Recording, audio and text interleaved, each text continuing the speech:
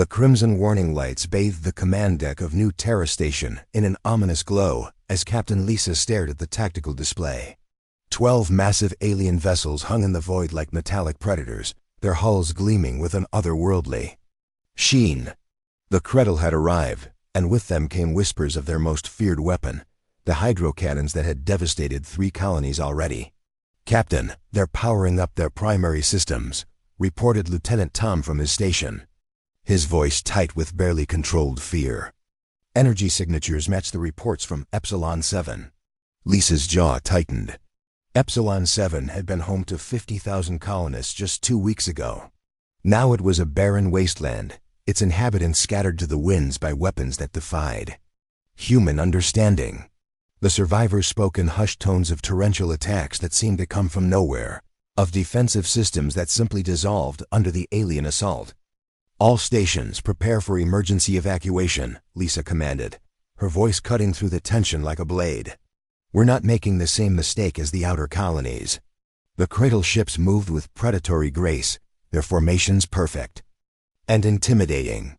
Through the viewport, Lisa could see the lead vessel's weapon ports beginning to glow with an eerie blue-white light.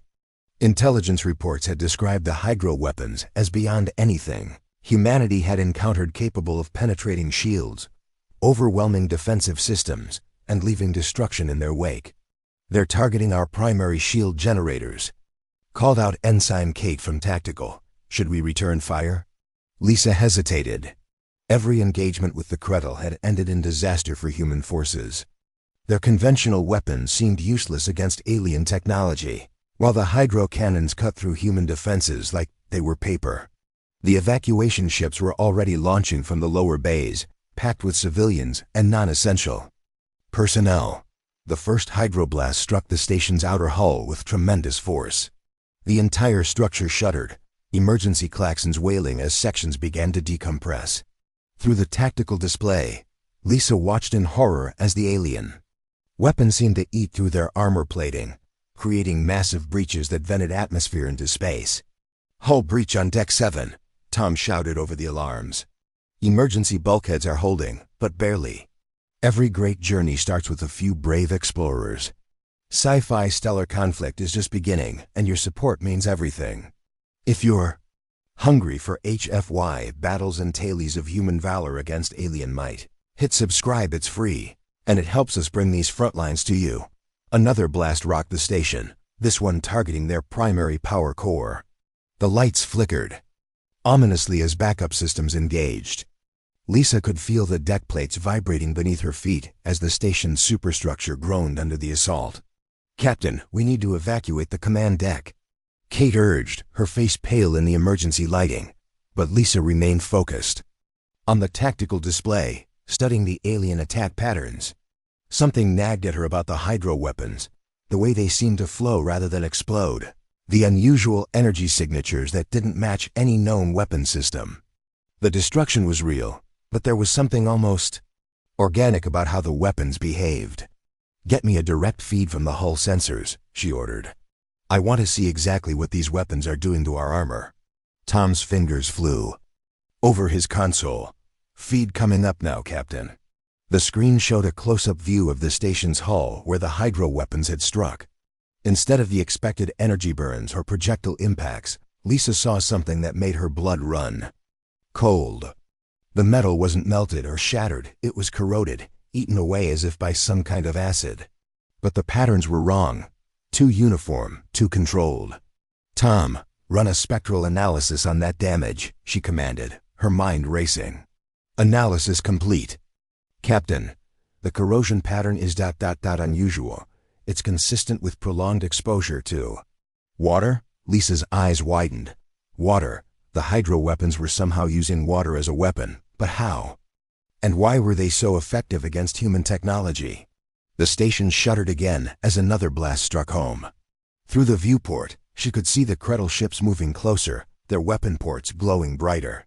Whatever the secret of their hydro weapons, humanity was running out of time to figure it out. "All remaining personnel to evacuation ships," Lisa ordered. "We're abandoning station." As the command crew rushed toward the escape pods, Lisa cast one last look at the tactical display. The Kretel ships hung in space like harbingers of doom, their terrible weapons promising nothing but destruction for humanity. But somewhere in the back of her mind, a small voice whispered that perhaps they weren't as invincible as they seemed. The refugee ship Endurance drifted through the asteroid belt, its hull scarred from hasty repairs and overcrowded with survivors from New Terra Station. In the ship's makeshift medical bay, Dr. Mike tended to the wounded while listening to their accounts of the Kretel attack. Each story added another piece to a puzzle that was becoming increasingly strange. "It was like drowning in space," whispered Engineer Paul, his arm in a sling from debris that had struck him during the evacuation. "The hydroblast hit our section, and suddenly everything was wet, not just wet-soaked. Like we were underwater. But we could still breathe." Dr. Mike frowned, checking Paul's bandages. "Wet, in the vacuum of space? That's impossible." "That's what I thought too," Paul continued, his eyes distant with memory. "But I felt it, cold, rushing water everywhere. It ate through the hull like acid, but it felt like like water. Across the medical bay, Captain Lisa interviewed other survivors, her portable recorder capturing every detail. The stories were remarkably consistent. The hydro weapons didn't behave like conventional energy weapons or projectiles. They seemed to flood targeted areas with some kind of liquid that corroded through human technology while leaving organic matter relatively unharmed. "Captain," called Dr. Mike, gesturing her over to his workstation. "I've been analyzing the hull samples we managed to retrieve during evacuation. The corrosion patterns are definitely consistent with water damage, but accelerated beyond anything natural." Lisa studied the microscopic images on his screen. The metal showed signs of oxidation and mineral deposits that would normally take years to develop. "How is that possible?" "I'm not sure, but I have a theory," Mike said, pulling up another display. "What if the Kretel hydro weapons aren't energy weapons at all? What if there's some kind of advanced water delivery system?" The idea seemed absurd, but the evidence was mounting. Lisa thought back to the attack on New Terra, remembering how the alien weapons had seemed to flow rather than blast. "You're suggesting they're weaponizing water itself?" "It would explain everything," Mike continued, his excitement growing. "The corrosion patterns, the way it affects our technology but not our people, even the energy signatures. Water under extreme pressure and possibly enhanced with reactive minerals could cause exactly this kind of damage." Before Lisa could respond, an alarm chimed throughout the ship. The bridge crew's voice crackled over the intercom. "All senior staff to the bridge. We've got incoming transmissions from the Mars Defense Fleet." Lisa and Mike hurried to the bridge, where Captain Ray of the Endurance was coordinating with the fleet commander. The main screen showed Admiral Clark's weathered face, his expression grim. "Captain Lisa, Dr. Mike," the Admiral acknowledged. "We've received your preliminary reports about the Kretel hydro weapons. How certain are you about this water theory?" "The evidence is compelling, sir," Mike replied. "Every analysis points to water-based attacks, though we don't understand the delivery mechanism yet." Admiral Clark nodded slowly. "We've been coordinating with survivors from other colonies. The patterns are consistent across all attacks. The Kretel seem to have weaponized water in ways we never imagined possible." Lisa felt a chill run down her spine. If they can turn water into a weapon, what does that mean for our colonies? "Most of our settlements are built around water sources. That's what has us worried," Clark admitted. "But there's something else. Our xenobiologists have been analyzing captured Kretel equipment from the Vega incident. The preliminary results are interesting." The Admiral's image was replaced by a technical schematic showing what appeared to be a Kretel hydro weapon. The device was elegant in its simplicity, a series of chambers and conduits that looked more like a sophisticated water pump than a weapon of war. "This is what we're dealing with," Clark continued. "According to our analysis, the Kretel hydro weapons are essentially advanced water manipulation systems. They can pressurize, mineralize, and direct water with incredible precision." Dr. Mike leaned forward, studying the schematic. "But why use water? It seems like such a primitive choice for an advanced civilization." "That's what we're trying to figure out," Clark replied.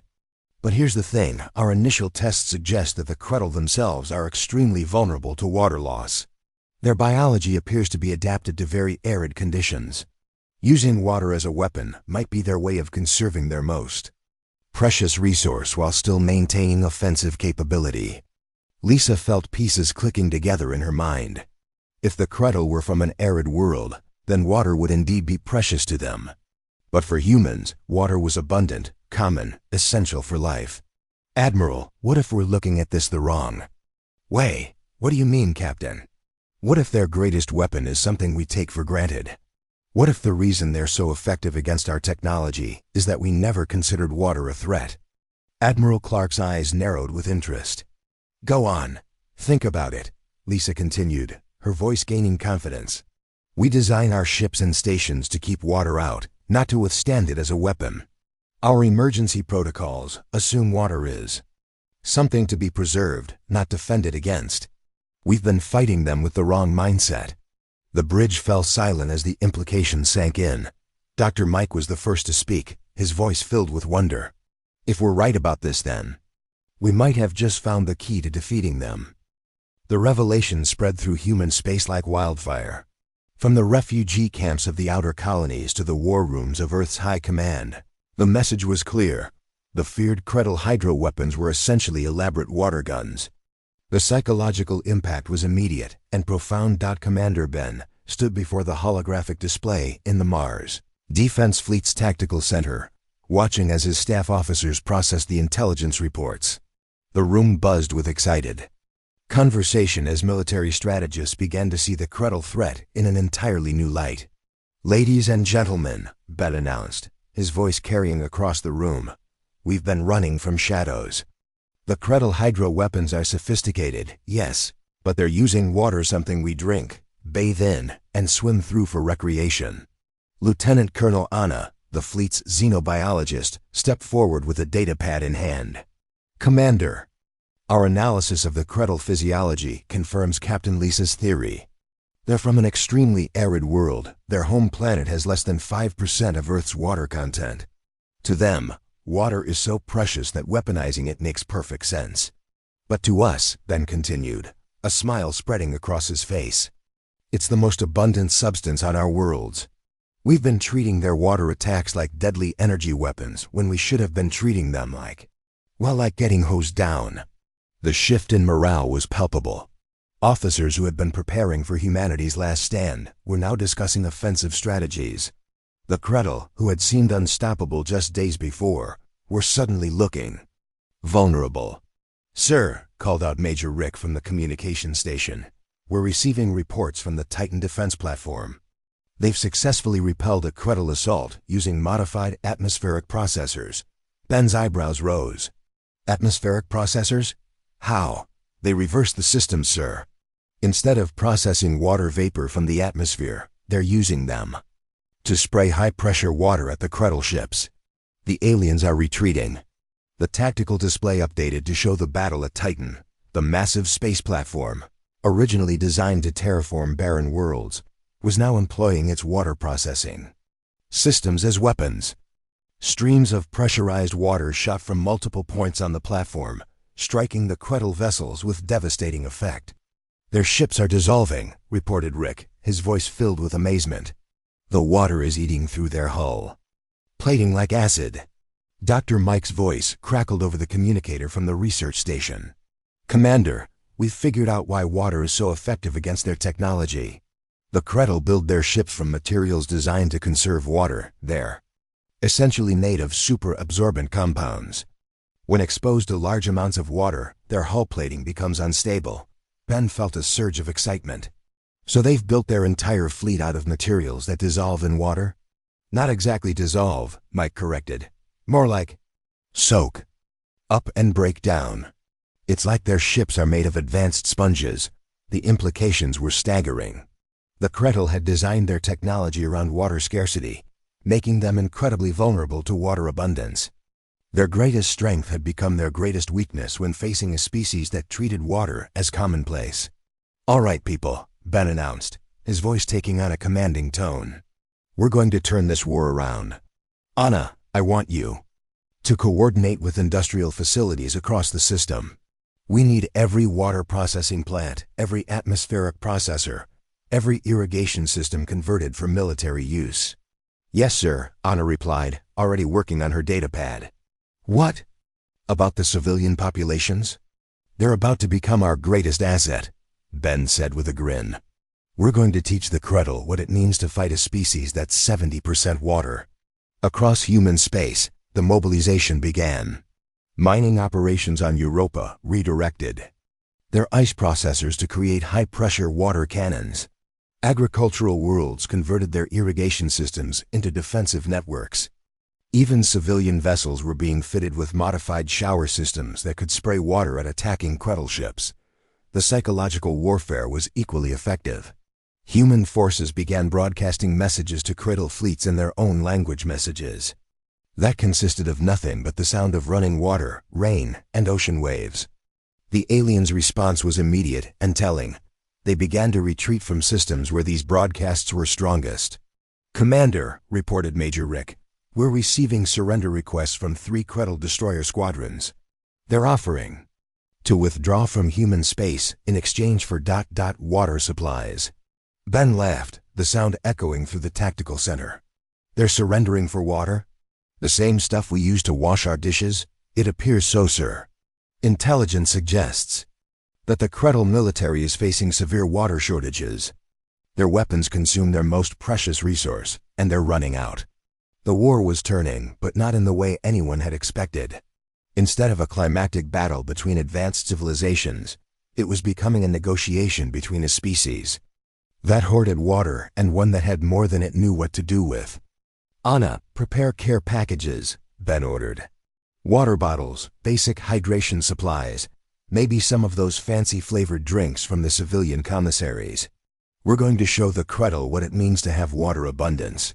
As the orders went out across human space, Ben reflected on the strange turn of events. The Kretel had come to conquer with their most feared weapon, only to discover that their enemies drank it, swam in it, and considered it so common that they used it to wash their vehicles.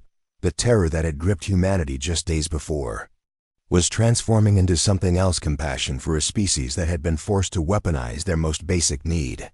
The war was far from over, but the tide had definitely turned.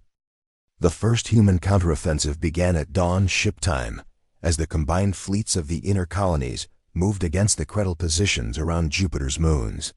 Admiral Clark stood on the bridge of the flagship turret, watching as his unprecedented fleet deployed their equally unprecedented weapons. "All ships report ready, Admiral," announced Captain Lisa from her position at the tactical station. She had been promoted and reassigned to the flagship after her insights had revolutionized human strategy. "The water cannon arrays are charged and ready." Clark nodded, still marveling at the sight before him.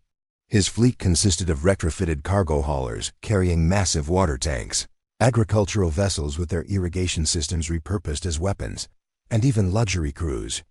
Ships whose recreational pools had been converted into ammunition reservoirs. "Begin the attack," Clark ordered. "Show them what it means to fight a species that treats their ultimate weapon as a beverage." The Torrent led the charge, its main water cannon originally designed for asteroid mining operations, launching a pressurized stream toward the nearest Kretel cruiser. The alien vessel, sleek and predatory-looking, seemed to recoil as the water struck its hull. "Direct hit," reported Lisa, her voice filled with satisfaction. "Their armor plating is beginning to soften." Across the battle space, the human fleet unleashed a deluge unlike anything the galaxy had ever seen. Ships that had once carried colonists now fired streams of water with surgical precision. Mining vessels that had harvested ice from comets now turned their processing equipment into weapons of war. The Kretel response was immediate and panicked. Their own hydro weapons, so devastating against human technology, proved pitifully inadequate against the human assault. Where the aliens fired carefully rationed bursts of precious water, the humans responded with torrents that seemed endless. "Their formation is breaking," observed Commander Ben from the auxiliary bridge. "They're not used to fighting an enemy that can outgun them with their own weapon." Through the tactical display, Clark watched as a Kretel battleship attempted to flee, its hull literally dissolving under the sustained water barrage from 3 human cargo haulers. The alien vessel's structure, designed to absorb and conserve every drop of moisture, couldn't handle the abundance being directed at it. "Admiral," called out Communications Officer Dana, "we're receiving transmission from the Kretel Fleet Commander. They're requesting a ceasefire." Clark raised an eyebrow. "Already? Put them through." The main screen flickered to life, showing the image of a Kretel officer. The alien was tall and angular, with skin that looked almost crystalline in the harsh light of their ship's bridge. Most remarkably, the creature appeared to be drinking from a container of water. "Human Commander," the Kretel spoken heavily. "Accented standard, we must speak. Your weapons are beyond our understanding." "What's to understand?" Clark replied, keeping his voice level. "We're using water. The same substance you've been attacking us with." The Kretel's large eyes widened. "You use the sacred liquid so freely? Without regard for conservation?" Clark glanced at Lisa, who nodded encouragingly. "We have more water than we know what to do with," he said honestly. "Our worlds are covered in it. We swim in it for fun." The alien's reaction was immediate and dramatic. It set down its water container and stepped back as if Clark had just claimed to breathe pure gold. "You swim in it? For recreation?" "Every day," Clark confirmed. "We use it to wash our clothes, water our gardens, even spray it on our vehicles. To clean them. Water is so common to us that we barely think about it." The Kretel commander's image wavered as if the transmission was being affected by strong emotions. "We have fought 3-star systems to obtain the water reserves you waste on." "Vehicle cleaning?" Lisa stepped forward. "Commander, how much water do your weapons consume per shot?" "Each discharge requires approximately 50 units of processed water." The alien replied automatically, then seemed to realize what he had revealed. That is a significant portion of our fleet's reserves." Clark did a quick calculation. 50 units in Kretel measurements would be roughly equivalent to a standard human water bottle. "You're fighting a war where each shot costs you a bottle of water?" "The sacred liquid is precious beyond measure," the Kretel confirmed. "Our homeworld provides barely enough for survival. Every drop must be conserved, recycled, treasured." The human fleet had stopped firing, the crews too, amazed by the conversation to continue the attack. Clark looked around his bridge, seeing the same realization on every face. The Kretel weren't conquerors. They were desperate refugees fighting for the most basic necessity of life. "How much water would your fleet need to withdraw from human space?" Clark asked. The Kretel commander's crystalline features seemed to brighten with hope. "To return home safely? Perhaps 1,000 units?" Clark turned to Lisa. "How much is that?" "About half the contents of our emergency water storage," she replied. "We have enough reserve water to supply their entire fleet for months." The tactical display showed the two fleets facing each other across the void, one desperate for water, the other practically drowning in it. The solution was so simple that Clark almost laughed. "Commander," Clark addressed the Kretel, "we're prepared to offer you a trade. Water for peace. Enough to get your fleet home safely, and perhaps establish a more permanent arrangement." The alien's image flickered with what might have been tears. "You would give us the sacred liquid?" "Freely? We have enough for everyone," Clark assured him. "The question is, are you willing to stop fighting for it?" The Kretel commander's reply was immediate and heartfelt. "Human Admiral, if you can provide what you promise, the Kretel Empire will pledge never to raise weapons against your people again. We will sing songs of your generosity for generations." As the two fleets began to coordinate the transfer of water supplies, Clark reflected on the strange turn the war had taken. They had expected to fight with lasers and missiles, but instead they were negotiating with garden hoses and water bottles. Sometimes the most powerful weapon was the one you took for granted. 3 months after the Battle of Jupiter's Moons, the first formal diplomatic meeting between humans and Kretel took place aboard the neutral space station Harmony. Ambassador Lisa, formerly Captain Lisa, watched through the observation deck. As the Kretel delegation's ship docked with the station, the alien vessel's hull gleamed with a fresh coating of protective sealant, a human invention that helped preserve their water-sensitive technology. "They're here," announced Dr. Mike. who had been appointed as the chief xenobiologist for the diplomatic mission. The Kretel High Council has sent their most senior waterkeeper. That's roughly equivalent to a combination of their treasury secretary and high priest. Lisa smiled, still amazed by how much they had learned about Kretel culture in such a short time. The aliens' entire society was built around water conservation and reverence. What humans considered mundane, the Kretel treated as sacred. The delegation arrived in the main conference chamber with ceremony that bordered on the religious. The Kretel High Waterkeeper, an ancient being whose crystalline skin seemed to shimmer with inner light, moved slowly and deliberately. Behind him, junior waterkeepers carried containers of precious liquid, their diplomatic gifts to humanity. Honored humans, the High Waterkeeper began, his voice carrying the weight of centuries. We come before you in gratitude and wonder. Your gift of the sacred liquid has transformed our understanding of the universe. Ambassador Lisa stood, following the diplomatic protocols they had hastily established. High Waterkeeper, we are honored by your presence. We hope this meeting will establish lasting peace between our peoples. The Kretel delegation took their seats at the specially designed conference table. Each alien had a personal water container nearby a site that had initially puzzled human diplomats until they realized that the Kretel literally could not function without constant access to water. We must confess, the High Waterkeeper continued, that we came to your systems not as conquerors, but as desperate seekers. Our homeworld is dying, the great aquifers exhausted. We had heard tales of worlds where the sacred liquid fell from the sky, but we did not believe such abundance was possible. Dr. Mike leaned forward with interest. Your weapons, the hydro cannons, they weren't designed for war, were they? No, admitted the High Waterkeeper. They were mining tools designed to extract water from asteroids and dead worlds. When we encountered your resistance, we used them as weapons because we had no other choice. Every shot was a sacrifice of our most precious resource. Lisa felt a wave of understanding wash over her. You were strip mining water from our colonies because you thought it was as rare for us as it is for you. We watched your settlements and saw great reserves of the sacred liquid, the High Waterkeeper confirmed. We believed you were hoarding it, keeping it from those who needed it most. The concept of abundance, true abundance, is foreign to our experience. The human delegation exchanged glances. They had prepared for negotiations over territory, reparations, and non-aggression pacts. Instead, they were confronting a fundamental difference in worldview. High Waterkeeper, Lisa began carefully, would you like to see what water abundance means to humans? The alien's large eyes widened with curiosity. We would be honored. Lisa activated the chamber's holographic display, showing a real-time feed from Earth's surface. The image showed a typical afternoon thunderstorm over the Pacific Ocean, billions of gallons of water falling from the sky, creating waves that stretched to the horizon. The Kretel delegation's reaction was immediate and profound.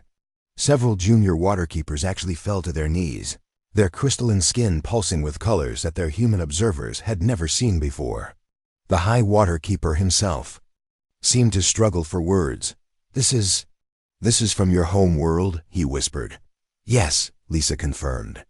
And this happens every day, all over the planet. We have more water than we can use. The High Waterkeeper was silent for a long moment, his ancient features working through concepts that clearly challenged everything he knew about the universe. Finally he spoke again, his voice trembling with emotion. We have spent 300 years searching for water, fighting for every drop, sacrificing our youth to find new sources. And you have oceans that stretch beyond sight?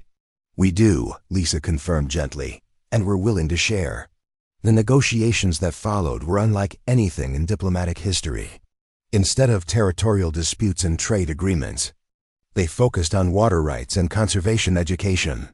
The Kretel offered their advanced conservation technology, systems that could recycle and purify water with incredible efficiency. In return, humans provided access to their abundant water supplies and the promise of helping the Kretel find suitable colony worlds. There is one more thing, the High Waterkeeper said as the formal agreements were being drafted. We must ask forgiveness for our ignorance. We called you enemies when you were simply defending your homes. We called you wasteful when you were generous. We fail to understand that abundance and scarcity can coexist in the same galaxy. Lisa stood and walked to the chamber's viewport, looking out at the stars. High Waterkeeper, we've all learned something from this conflict. We learned that what seems common to us might be precious to others. You've taught us not to take our abundance for granted. The old Kretel joined her at the viewport. Perhaps that is the true gift of this meeting. Not just the sharing of water, but the sharing of perspective. As the Harmony Station orbited between the two species' territories, Lisa reflected on the strange path that had brought them to this moment. They had started as enemies, fighting over humanity's most common substance. Now they were partners, working together to ensure that no species would ever again have to weaponize their most basic need. The war was over, ended not by superior firepower or military strategy, but by the simple act of sharing a drink of water. In the end, the most powerful weapon had been compassion, and the recognition that abundance shared was abundance multiplied. The galaxy had learned a valuable lesson. Sometimes the greatest conflicts arise not from malice, but from misunderstanding. And sometimes, the solution is as simple as offering a glass of water to someone who has never known abundance.